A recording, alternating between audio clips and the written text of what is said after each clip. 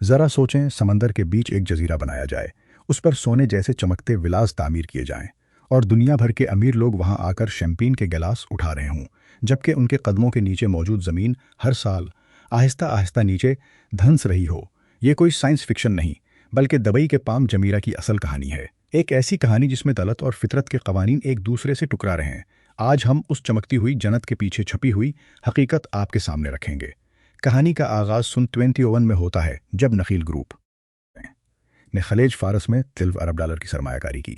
مقصد سادہ تھا، لیکن خواب بہت بڑا تھا، سمندر کی ریت کو نکال کر دنیا کی سب سے قیمتی زمین تیار کرنا۔ تقریباً 103 ملین کیوبک میٹر ریت سمندر کی تہہ سے نکالی گئی، جبکہ حجر پہاڑوں سے 70 لاکھ ٹن بھاری پتھر لا کر اس منصوبے میں استعمال کیے گئے۔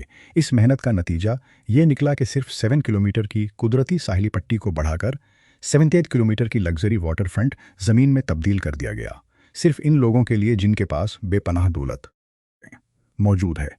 اوپر سے دیکھا جائے تو یہ جزیرہ ایک خوبصورت کھجور کے درخت کی شکل اختیار کرتا ہے، جو خلا سے بھی واضح نظر آتا ہے، لیکن جتنا یہ اوپر سے حسین دکھائی دیتا ہے، اتنے ہی خاموشی سے یہ نیچے کی طرف دھنس بھی رہا ہے۔ سیٹلائٹ ٹیکنالوجی، جسے UNCA-1 اور ناسا استعمال کرتے ہیں، اس کے ذریعے پورے جزیرے کا جائزہ لیا گیا۔ نتائج کے مطابق پورا جزیرہ اوسطاً ہر سال تقریباً 5 ملی میٹر نیچے بیٹھ رہا ہے۔ اگرچہ یہ مقدار معمولی محسوس ہوتی ہے، لیکن کچھ مخصوص مقامات پر جہاں بہت بھاری انفراسٹرکچر موجود ہے، یہ دھنساؤتو 5 سینٹی میٹر سالانہ تک پہنچ چکا ہے، جبکہ بعض ملین ڈالمائٹ کے ولاز میں 33 سینٹی میٹر تک کی نشست ریکارڈ کی گئی ہے۔ اس کی وجہ کو سمجھنا بھی ضروری ہے۔ سمندر سے نکالی گئی ریت کو کیلکیریس سینڈ کیلکیروس کہا جاتا ہے، جس میں چونے کی مقدار زیادہ ہوتی ہے اور اس کے ذرات نکیلے اور نہایت نازک ہوتے ہیں۔ جب ان کے اوپر بھاری کنکریٹ کی عمارتیں تعمیر کی جاتی ہیں تو یہ ذرات ٹوٹنے، دبنے اور وقت کے ساتھ مزید بیٹھنے لگتے ہیں۔ اس کے علاوہ نیچے موجود نمکین سبخہ مٹی بھی مسلسل دبتی رہتی ہے۔ یہی وجہ ہے کہ زمین میں دراڑیں پڑ رہی ہیں اور عمارتوں کے جوڑ کمزور ہوتے جا رہے ہیں۔ دلچسپ بات یہ ہے کہ میڈیا جتنی بھی خطرے کی خبریں نشر کرے، دنیا کے امیر سرمایہ کار اس سے زیادہ متاثر نہیں آتے۔ اس جزیرے پر اب تک $50 ارب سے زیادہ کی جائیدادوں کی خرید و فروخت ہو چکی ہے، جبکہ ایک ولا $161 ملین میں فروخت ہوا۔ سوال یہ پیدا ہوتا ہے کہ کیا واقعی دولت فطرت کے قوانین کو شکست دے سکتی ہے؟ کیا محض اسٹیٹس کی خاطر لوگ زمین کے مسلسل دھنسنے کو نظر انداز کر دیتے ہیں؟ اگر آپ کے پاس $161 ملین ہوتے تو کیا آپ بھی اس جزیرے میں سرمایہ کاری کرتے؟ اب بات کرتے ہیں اس خاموش خطرے کی جو پانی کے اندر مسلسل بڑھ رہا ہے۔ ہر سال 5 ملی میٹر زمین کا دھنسنا تو صرف شروعات ہے، اصل جنگ کنکریٹ کے اندر جاری ہے۔ خلیج فارس دنیا کے سخت ترین سمندری ماحول میں شمار ہوتی ہے۔ گرمیوں میں پانی کا درجہ حرارت 35 ڈگری سینٹی گریڈ سے تجاوز کر جاتا ہے، جبکہ باہر کی گرمی 45 ڈگری تک پہنچ جاتی ہے۔ اس ماحول میں نمکین بھاپ کنکریٹ کے اندر موجود فولاد کے لیے انتہائی نقصان دہ ثابت ہوتی ہے۔ کلورائڈ آئنز کنکریٹ کے باریک سوراخوں سے اندر داخل ہو کر فولادی سریوں کی حفاظتی تہہ کو تباہ کرنا شروع کر دیتے ہیں۔ زنگ آلود فولاد پھیلتا ہے، جس سے اندرونی دباؤ پیدا ہوتا ہے اور کنکریٹ میں دراڑیں آنا شروع ہو جاتی ہیں۔ اس کے علاوہ سمندری پانی اور سبخہ مٹی میں موجود سلفٹس بھی سیمنٹ کے ساتھ کیمیائی عمل کر کے اس کی مضبوطی کمزور کر دیتے ہیں۔ American society of civil engineers کی ایک رپورٹ کے مطابق ایسے ماحول میں ری انفورسڈ کنکریٹ صرف 10 سے 15 سال کے اندر خراب ہونا شروع ہو جاتا ہے، جبکہ ان عمارتوں کو دہائیوں تک قائم رہنے کے لیے ڈیزائن کیا گیا تھا۔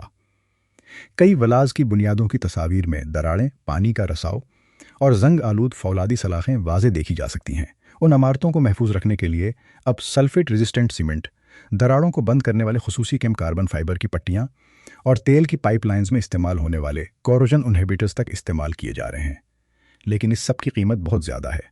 صرف ایک ولا کی بنیاد مضبوط کرنے کے لیے غوطہ خور، زیرآب مشینری اور ٹیکنالوجی درکار ہوتی ہے، جس کی لاگت عام تعمیراتی منصوبوں سے 3 سے 6 گنا زیادہ ہوتی ہے۔ لیکن مسئلہ صرف کنکریٹ کا نہیں۔ گرمیوں میں یہاں رہنے والوں کو سب سے زیادہ پریشان کرنے والی چیز وہ بدبو ہے جو سڑے ہوئے انڈوں اور سیوریج جیسی محسوس سے ہوتی ہے۔ یہ اس وقت پیدا ہوئی جب انجینئرز نے جزیرے کو تیز لہروں سے بچانے کے لیے 11 کلومیٹر لمبی بریک واٹر دیوار تعمیر کی۔ اس دیوار نے لہروں کو تو روک دیا، لیکن پانی کی قدرتی گردش بھی ختم کر دی، جس سے پانی ایک بند تالاب کی شکل اختیار کر گیا۔ شدید گرمی میں یہ رکا ہوا پانی آکسیجن کی کمی اور نمکیات میں اضافے کا باعث بنا، جس کے نتیجے میں بڑے پیمانے پر الجی بلوم پیدا ہوا۔ اس نے مہنگے پرائیویٹ ساحلوں کو سبز بدبودار تہ سے ڈھانپ دیا۔ اس منصوبے نے تقریباً مربع کلومیٹر قدرتی مرجان کی چٹانوں اور سیپوں کے مسکن کو بھی ہمیشہ کے لیے ختم کر دیا۔ مچھلیاں اس علاقے سے ہجرت کر گئیں اور مصنوعی مرجان لگانے کی کوششیں بھی زیادہ کامیاب نہ ہو سکیں۔ بعد ازاں اس مسئلے کو کم کرنے کے لیے بریک واٹر میں تقریباً 200 میٹر چوڑے راستے بنائے گئے تاکہ سمندری لہریں دوبارہ اندر باہر آ سکیں۔ آج بھی ہر روز اسکیمر کشتیاں اور صفائی کرنے والی ٹیمیں پانی کو صاف رکھنے میں مصروف رہتی ہیں۔ اس کے علاوہ بدلتی ہوئی سمندری لہریں ہر سال تقریباً 10,000 سے 15,000 کیوبک میٹر ریت بہا لے جاتی ہیں، جسے دوبارہ ڈالنا ضروری ہوتا ہے تاکہ جزیرے کی شکل برقرار رہے۔ اس سب کے بعد ایک اور بڑا خطرہ موسمیاتی تبدیلی کی صورت میں موجود ہے۔ پام جمیرہ کی اوسط بلندی سمندر کی سطح سے صرف 96 میٹر ہے، جبکہ اسے محفوظ رکھنے والی دیوار صرف تقریباً 2 میٹر اونچی ہے۔ یہ ڈیزائن اس دور میں تیار کیا گیا تھا جب موسمیاتی تبدیلی کے جدید ماڈلز موجود نہیں تھے۔ اب سمندر کی سطح پہلے سے زیادہ تیزی سے بلند ہو رہی ہے اور شدید طوفانوں کی تعداد بھی بڑھ رہی ہے۔ اگر ہر سال تقریباً 5 ملی میٹر زمین دھنس رہی ہو اور سمندر کی سطح بھی تقریباً 32 ملی میٹر سالانہ بلند ہو رہی ہو تو دونوں کو ملا کر محفوظ فاصلہ مسلسل کم ہوتا جا رہا ہے۔ 2024 کے تاریخی طوفان میں یہی خطرہ سامنے آیا جب شدید بارش کے دوران سمندر کی بلند سطح نے نکاسی آب کا نظام متاثر کر دیا۔ سڑکیں زیر آب آ گئیں اور کئی ولاز کے بیسمنٹ پانی سے بھر گئے۔ اس صورتحال سے نمٹنے کے لیے ہائی کیپیسٹی پمپنگ اسٹیشن نصب کیے گئے، جبکہ مصنوعی ذہانت اور آئی او ٹی سینسرز پر مبنی ڈیجیٹل ٹوائن نظر رکھی جا سکے۔ لیکن سوال اب بھی وہی ہے، کیا ٹیکنالوجی ہمیشہ فطرت پر غالب آ سکتی ہے؟ اس جزیرے کی منصوبہ بندی میں بھی کئی خامیاں موجود ہیں۔ پورا جزیرہ صرف ایک ہی سڑک کے ذریعے مین لینڈ سے جڑا ہوا ہے۔ اگر وہاں حادثہ ہو جائے یا شدید بارش ہو تو پورا جزیرہ وقتی طور پر دنیا سے کٹ جاتا ہے۔ مونریل بھی اپنی محدود ڈیزائن کی وجہ روزمرہ ضروریات پوری کرنے میں ناکام رہی ہے۔ اس ملین ڈالر کی جنت میں نہ کوئی مکمل اسپتال ہے، نہ مناسب اسکول اور نہ ہی روزمرہ ضرورت کا عام سپر مارکیٹ نیٹ ورک۔